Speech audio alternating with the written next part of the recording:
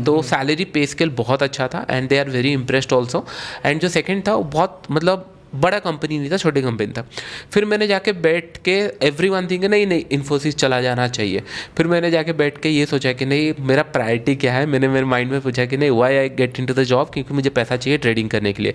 और वहाँ जाऊँगा तो हो सकता है कि नहीं, वो होता है ना जब हम लोग कोई अच्छी कंपनी में अगर काम कर रहा है तो उनका सारा चीज़ें मतलब एडवांस हो जाता है, ड्रेसिंग सेंस से लेकर घूमने से लेकर गाड़ी खरीदने से फ़ोन खरीदने खर्चा हो। तो मैंने सोचा कि नहीं मैं थोड़ा सा पीछे आता हूँ और मैं फोकस करता हूँ कि नहीं ट्रेडिंग के ऊपर कैसे हो। तो फिर मैंने जब इंटरव्यू भी हुआ था वहाँ पे भी डिस्कस कर लिया था, जो सेकंड कंपनी थी वहाँ पे मैंने बात किया था कि नहीं मैं थोड़ा सा ट्रेडिंग एंड ऑल करता हूँ। और बाय लक उनको भी थोड़ा बहुत आइडिया था इसके बारे में, तो ही इज़ वेरी इम्प्रेस्ड बात सुन के एंड ऑल। तो फिर मैंने सोचा कि नहीं प्लान कर लेता हूँ। एंड बीच में ऐसे एक महीना आया था जहाँ पे मुझे लगा था कि नहीं क्योंकि जब भी मतलब जॉब का आता है ना वहाँ पे 1-2 महीने का आपको टाइम मिलता है कि नहीं ज्वाइन करने का। तो उसी के आसपास, मुझे एग्जैक्टली याद नहीं है लेकिन उसी के आसपास मुझे याद है, मुझे लगा कि नहीं ब्रोकर हाउस में अगर ज्वाइन करूँगा तो बहुत अच्छा स्कोप है।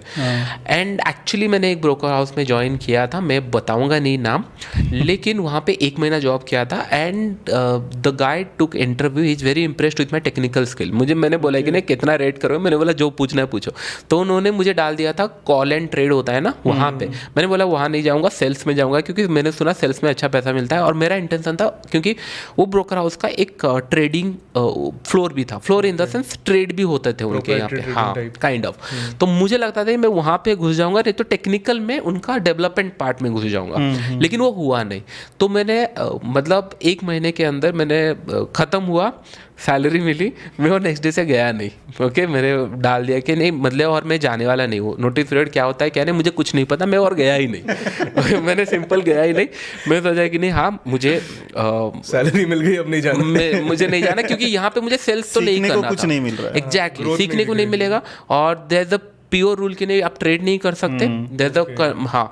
और ट्रस्ट मी जो ब्रोकर हाउस में नहीं गया था और वहाँ पे जो भी मेरे फ्रेंड्स अभी भी काम कर रहे हैं, they are very good friends with me. Salary बहुत अच्छे लेवल तक मिलता है, ऐसा नहीं कि नहीं बहुत अच्छे लेवल तक मिलता है। स्टिल मेरा प्रायोरिटी था कि नहीं ट्रेडिंग अगर नहीं मिलेगा तो मैं नहीं करने वाला। फिर वहाँ पे छोड़ के जब मैंने फिर दूसरे कंपनी में ज्वाइन किया, मेरा इंटेंशन ये था कि 3 महीना जॉब करूँगा, क्योंकि मैंने जितने बैंक वालों को पूछा था लोन कैसे मिलता है, लेकिन 3 महीने का सैलरी सिर्फ चाहिए।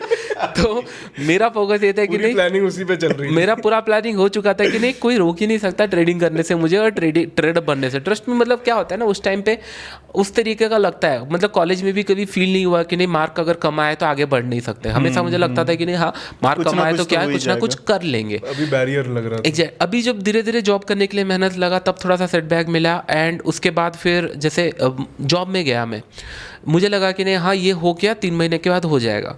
अब बिलीव नहीं करोगे सेम पैसा जब फर्स्ट सैलरी मेरे पास आया, मेरे पास इतने अर्ज थे कि नहीं इतने सीख चुका था, इतने देख चुका था, इतना बुक पढ़ चुका था, सारा कर चुका था। मतलब क्योंकि BTM से लेकर I think Banashankari third stage था, वहाँ से 40-50 मिनट का डिस्टेंस होता था। तो मैं बुक से लेकर सारा मुझे लगता था कि नहीं हाँ ये सारे मैंने कभी किया नहीं है, बुक पढ़ा नहीं है, कुछ सुना नहीं है, वीडियो देखा नहीं, सीखा नहीं, ये करने से शायद आई थिंक ट्रेडर बन जाऊँगा। तो मैंने इतना सारा चीज़ सीख चुका था, कॉन्सेप्ट सीख चुका था। जिस दिन सैलरी आया उस दिन आई थिंक क्रूड ऑयल का इन्वर्टरी रिपोर्ट था। मुझे लगा कि नहीं आज जैकपॉट लगने वाला है, क्योंकि मैंने बैक टेस्ट भी कर लिया है और इस मोमेंटम अगर मिला, रिपोर्ट अगर यह आता है तो फिर पैसा अच्छा मिल जाएगा। आप बिलीव नहीं करोगे मैं बस में बैठा हूँ मतलब एक्स्ट्रा आवर लेके मैंने बैठा, इन्वर्टरी देखे बस में बैठा हूँ। 26 कुछ सैलरी थी उसमें और अकाउंट में 3-4 हज़ार बचा, पूरा खत्म हो गया और मंथ स्टार्ट हुआ है दैट द फर्स्ट सैलरी। एक ट्रेड में नहीं मल्टीपल ट्रेड थे, बट द एक्सपेक्टेशन था पैसा बन जाएगा। उसके बाद फिर मैं स्लोली कुछ स्टार्ट करूंगा या प्लान करूंगा, वो 2-3 हज़ार बचा, उससे ज़्यादा कुछ बचा नहीं। और अब महीना निकालना है, पूरा महीना निकालना है। फिर मैंने नेक्स्ट 5-10 दिन के बाद एक क्रेडिट कार्ड अप्लाई किया मुझे याद है मैंने अप्लाई किया। फिर वहाँ से उस टाइम पे ऐसे ऐप होते थे जहाँ पे क्रेडिट कार्ड से मतलब ट्रांसफ़र कर सकते हो, फिर आप पर्सनल यूज़ कर सकते हो, फिर उसको बैंक में ट्रांसफ़र कर। तो ये लूप में मेरा चलता रहा। फिर मुझे समझ में आया कि नहीं हाँ मैं ये तो नहीं कर सकता। ट्रेडिंग 2 बार ऐसा हो चुका है कि नहीं जब पैसे मेरे डाले जा चुके हैं और नहीं कर सकता। फिर मैंने सोचा कि नहीं चलो फोकस करते हैं गलती कहाँ हो रही है। जैसे मैंने बोला पैसे अगर है नहीं तो आप मार्केट को क्वेश्चन पूछोगे। फिर मैंने मार्केट को क्वेश्चन पूछा, मार्केट में बोला कि हाँ कुछ तो है जो तुम मिस कर रहा है, हो सकता है। फिर मैंने स्टार्ट हो गया बैक टेस्ट, पेपर ट्रेडिंग जैसे होता है ना, लिखते हैं ये जगह से वो जगह बाय सेल हुआ। फिर मैं सोचा पैसा डालना ही नहीं है, जाएगा तो कुछ डालना नहीं है। उस टाइम पे क्या होता है ना, जिस टाइम पे आप होते हैं आप किसी से डिस्कस भी करने जाओगे कि नहीं, ट्रेडिंग रिलेटेड बात भी करने जाओगे, एवरीवन की नहीं, इधर तू पागल है, नहीं तो ये सही टाइम नहीं है, कोई फ़ायदा नहीं है। मतलब ऐसा कोई हम देखे नहीं है कि नहीं जो ट्रेडर बन जाएगा इतना जल्दी या फिर ये करने में, लेकिन आपने इतना टाइम स्पेंड कर चुके हो वहाँ पे कि ना आपको वो क्वेश्चन का, हाँ हो सकता है आपने ट्रेडिंग वो फिगर आउट नहीं कर पाया, लेकिन इतना इन्वॉल्व हो चुका था कि नहीं, उस टाइम पे मुझे लगा कि नहीं हाँ कुछ तो है जो मैं थोड़ा टाइम देना चाहिए। फिर मैंने फोकस किया 3 महीना, फिर 6 महीना हुआ। मैंने 3 महीने सोचा था जॉब छोड़ूंगा, छोड़ नहीं सकता क्योंकि क्रेडिट कार्ड आ गया था, फिर पैसे बन भी नहीं रहे थे, फिर एवरी मंथ एग्जैक्टली वो चल रहा था। फिर 4-5 महीने मैंने ट्रेडिंग में पैसा डाला एंड ऑल वो सारे किए, एंड उसके कारण जॉब लाइफ भी इफेक्ट होने लगी। क्योंकि क्या होता है ना, जब आप मतलब काम नहीं करके यूट्यूब देख रहे होंगे या कुछ कर रहे होंगे, भले आप काम लेट तक रुक के कर दो, लेकिन स्टिल कहीं ना कहीं कॉर्पोरेट लाइफ के अंदर पिन होता है, चीज़ें आती है, आपको बैकफायर करती है। इस चीज़ों के कारण मैंने बोला कि नहीं सिंपल, ना मेरा टी ब्रेक है ना मेरा कुछ ब्रेक है, मतलब जो डिस्कशन होते थे मैनेजर के साथ, ना टी ब्रेक है ना मेरा लंच ब्रेक 20 मिनट से मैं ज़्यादा लेता भी नहीं था, ना मैं इवनिंग को जाता हूँ, मैं मेरा काम करता रहता हूँ और काम मैं एक्स्ट्रा आवर में भी करके दे दूँगा, कोई इशू नहीं है। और फिर ये सारी चीज़ें चलती रही, वो मैनेजर बहुत कोऑपरेटिव थे, बहुत अच्छा चीज़ें चली, और एक ऑलमोस्ट 1 साल एंड ऑल चलता रहा। यहाँ पे मेरा ट्रेडिंग धीरे धीरे इंप्रूवमेंट होती रही, लगता रहा कि नहीं हाँ पैसा बन सकता है, हो सकता है, ऐसा लगने लगा। पैसा आया नहीं था, फील आने लगा। फिर उस टाइम पे क्या होता है ना, एक थिन लाइन आ जाती है। जो मेरे मैनेजर थे वो चेंज हो गए, नए मैनेजर आया, उनका कल्चर अलग, उनका डेफिनेशन ऑफ वर्किंग चीज़ें अलग है, मैं चीज़ें अलग कर रहा हूँ। मैं सुबह 9 बजे से पहुँचूँगा, मतलब कंप्यूटर खुलेगा, मार्केट देखूँगा, थोड़ा बहुत अगर 2-4 हज़ार है, 5 हज़ार है, बाई करो सेल करो, जो भी चलेगा। उसके बाद मैं वीडियो देखता रहता था यूट्यूब के अंदर, बहुत सारे ब्लॉग पढ़ते रहते थे। अगर कुछ चीज़ें मिल गया उसको जाके देखना, लिखना कि नहीं कहाँ पे हाँ ये पॉइंट शायद मिसिंग हो रहा है, साइकोलॉजी इशू आ रहा है, जो भी है वो सारी चीज़ें मैं करता रहता था। ये कल्चर उनको पसंद नहीं आ रही, तो उनके साथ बहुत कॉन्फ्लिक्ट होना स्टार्ट हो गया मेरा। ऑलमोस्ट ये सारी चीज़ें चलती रही, 1-1.5 साल चलती रही। तब मैंने डिसाइड किया कि नहीं, I have to take a break, इधर मैं जॉब करूँगा, नहीं तो मैं ट्रेडिंग करूँगा, मैं भूल जाऊँगा ट्रेडिंग क्या होता है, नहीं तो क्योंकि दोनों पैरेलली नहीं हो रही थी मेरे से। और मैंने उस टाइम पे मैं प्रॉफिटेबल भी नहीं था, ऐसे कि नहीं हाँ बहुत अच्छा प्रॉफिट, हाँ ब्रेक इवन काइंड ऑफ जो कॉन्फिडेंस होता है वो डे 1 से जितना था उससे बहुत अच्छा हो चुका है, थोड़ा सीखने लगे। एग्जैक्टली, क्योंकि मैंने हमेशा क्वेश्चन मार्केट को पूछा है, मैंने थर्ड पर्सन कभी किसी को नहीं पूछा। अगर मैं आज के डेट पे भी कोई अगर छोटा सा बच्चा ही बोलेगा मुझे ट्रेडिंग के बारे में कुछ आता है, मैं पहले सुनूंगा क्या बोल रहा है, क्या पता कुछ चीज़ें पता भी हो जो उसने देखा हो, हमने नहीं देखा। क्योंकि मैं ऐसे मानता हूँ कि नहीं, सबको चीज़ें मार्केट अलग दिखती है, नज़रिया भी अलग, सबका नज़रिया अलग होता है, तो क्या पता कुछ काम आ जाए। पहले सुनूंगा, अगर काम नहीं आया तो इम्प्लीमेंट वाले नहीं करूँगा, लेकिन पहले सुनूंगा। तो इसके कारण क्या हुआ, हर एक चीज़ें, हर एक पॉइंट कहीं ना कहीं वीडियो के अंदर मतलब जो हो गया आपका कुछ ब्लॉग्स के अंदर कुछ ना कुछ चीज़ें मिलता था, तो उसके ऊपर फोकस रहता था। और कहीं ना कहीं मैं बहुत ज़्यादा चीज़ें, पैसे ज़्यादा थे नहीं, ज़्यादा चीज़ें फोकस करता नहीं था, इधर क्रूड ऑयल या फिर बैंक निफ्टी उस टाइम से। तो मैंने एक ही चीज़ के ऊपर फोकस करता था, तो थोड़ा थोड़ा लगने लगा कि नहीं हाँ पैसा बन सकता है।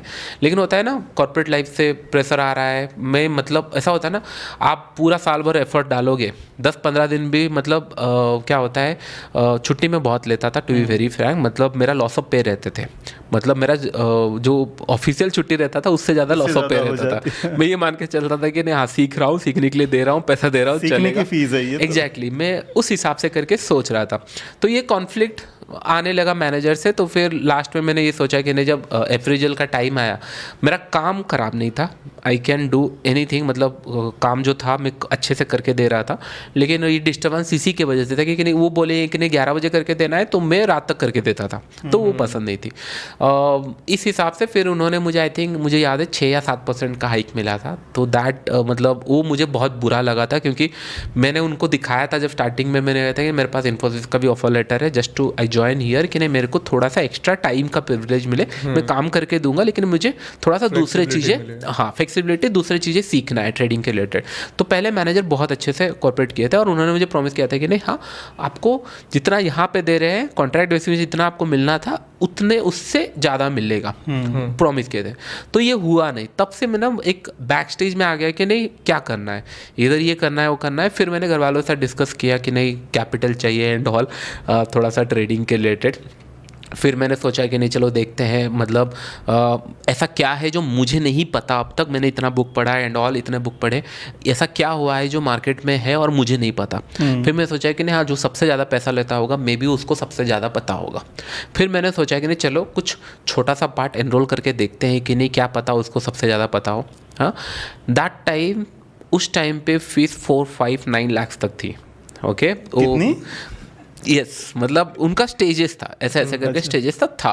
तो मैं सोचा कि नहीं चलो जाके देखते हैं। तब मुझे समझ में आया, करेक्ट हाँ, मतलब तब मुझे समझ में आया कि नहीं ऐसा कुछ चीज़ें होता नहीं है। एंड इतना टाइम तक मैं इन्वॉल्व हो चुका था, आई कैन से कि नहीं कौन ट्रेड कर रहा है और कौन नहीं कर रहा है। आई कैन क्लियरली से कि नहीं उस टाइम पे वो ट्रेड करते भी नहीं थे सारे, क्योंकि उन्होंने एक लाइन चार्ट में दिखाया कि नहीं लाइन चार्ट में यहाँ प्रॉफिट होता है, यहाँ लॉस होता है, इतना हो सकता है, लेकिन लाइन चार्ट कभी गैप नहीं दिखाता ना, वो डायरेक्ट दिखाता है। मैंने जब क्वेश्चन पूछा तभी रोक दिया गया कि नहीं हाँ ये बाद में बताएंगे एंड ऑल। तुम उनको समझ में आया कि नहीं इनको पता है, क्योंकि लाइन चार्ट में अगर मैं दिखाऊंगा यहाँ पे स्विंग लगा है, इसके ऊपर जाएगा तो प्रॉफिट, लेकिन अगर गैप क्रिएट हो गया है बाय कैसे करते हो? हाँ वहाँ बाय तो नहीं होगा ना, तो फिर वो कैलकुलेशन पूरा गलत है। आप लाइन चार्ट देके ट्रेड कैसे करो? हाँ हो सकता है दूसरा टेक्नोलॉजी, लेकिन आप स्विंग क्रॉस करेगा, बाय कर लिए, प्राइस तो रुका नहीं ना, ये फॉरेक्स मार्केट तो है नहीं, कंटिन्यू चल रहा है, ये तो गैप अप खुलेंगे गैप डाउन खुलेंगे। तब मुझे समझ में आया कि नहीं ट्रेड यहाँ पे नहीं हो रही है। तो यहाँ पे बुकलेट दिया जा रहा है, 40 सेटअप दिया जाएगा लेकिन ट्रेड नहीं होती। ओके टिप्स पिप्स भी दिया जाता था वहाँ पे, लेकिन मेरे तो पैसे नहीं थे, मैं बस सीखने गया था। तब मैंने घर पे बोला कि नहीं मतलब एक दिन ऐसा था मैंने बोला कि नहीं मेरे को करना है, फिर भी नहीं मान रहे थे। इसके लिए जो 1 साल में मुझे अप्रेजल मिला था 5-6% का, उसके बाद भी मैं 6 महीने और कंटिन्यू किया था वहाँ पे। फिर मैंने एक दिन पता नहीं क्या मूड किया, मैंने पेपर डाल दिया। मैंने पुराने एम्प्लॉय का एक पूछा और कि नहीं क्या लिखते हैं जो पेपर डालते हैं, तो मैंने उसका सारा कॉपी पेस्ट किया और मैंने डाल दिया। और मुझे पता था कि नहीं नेगोशिएशन में आएंगे, क्योंकि उस टाइम पे मैं काम बहुत अच्छा करता था एंड दे आर थिंकिंग कि नहीं अच्छा ये देंगे, क्योंकि ऑन साइट से जो टीम थे उन लोग बहुत अच्छा रिस्पॉन्स दे रहे थे एंड दे थिंकिंग कि नहीं मुझे चाहिए ही चाहिए।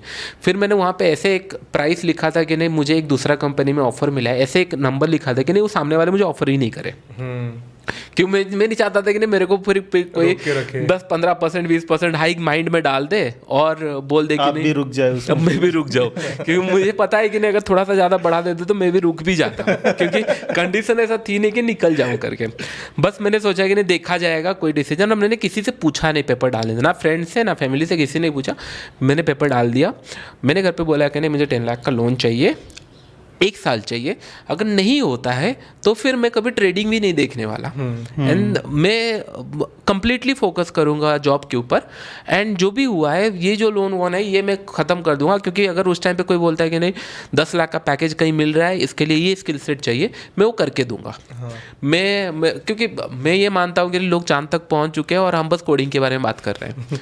आप समझ रहे हो, आपके 1960s में या कौन से 90s के टाइम पे पहुँच चुके हैं और हम बात कर रहे हैं कि नहीं एक 5-10 लाख का पैकेज नहीं ले सकते। तो मेरा यही था कि नहीं मैं कर ही लूँगा, लेकिन मेरा प्रायोरिटी थोड़ा चेंज है, फोकस किया।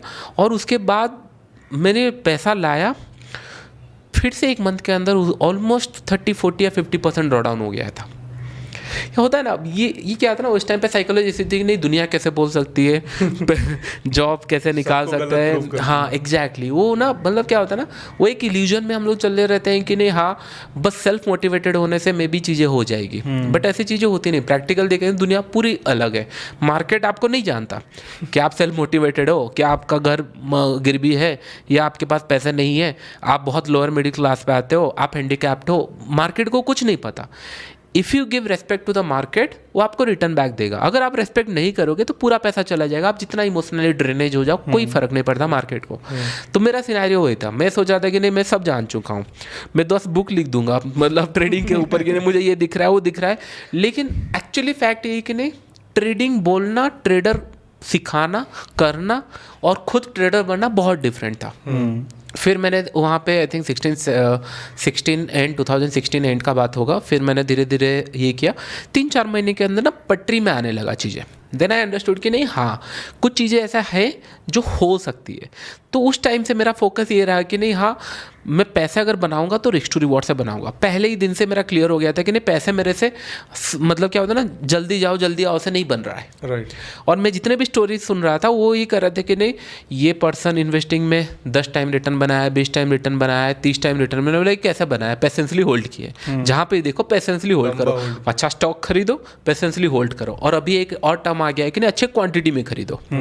करेक्ट, अच्छा क्वांटिटी, अच्छा स्टॉक, पेशेंसली होल्ड करो। मैंने सोचा कि मैं ये चीज़ें करके देखता हूँ। फिर तब मुझे लगा कि नहीं, कहीं ना कहीं मतलब रैंडमली भी अगर मैं ट्रेड करना स्टार्ट करूंगा और रिस्क टू रिवॉर्ड बड़ा रखूंगा तो भी चांसेस है अकाउंट खाली नहीं होगा, क्योंकि एक ट्रेड में आपका पैसा बैक हो गया। पैसा भले ग्रो ना हो लेकिन बैक हो गया। 4-5 स्टॉप लॉस का पैसा एक ट्रेड में आ गया। तो मैंने वहीं से फोकस करना स्टार्ट किया और धीरे धीरे ना चीज़ें मुझे लगने लगी कि नहीं, ट्रेडिंग इस तरीके से किया जा सकता है, पॉसिबल है। फिर उसका डिसाइड भी करना था, बाई करना है, सेल करना है, स्टॉक्स में करना है, फिर वो सारे क्वेश्चन थे।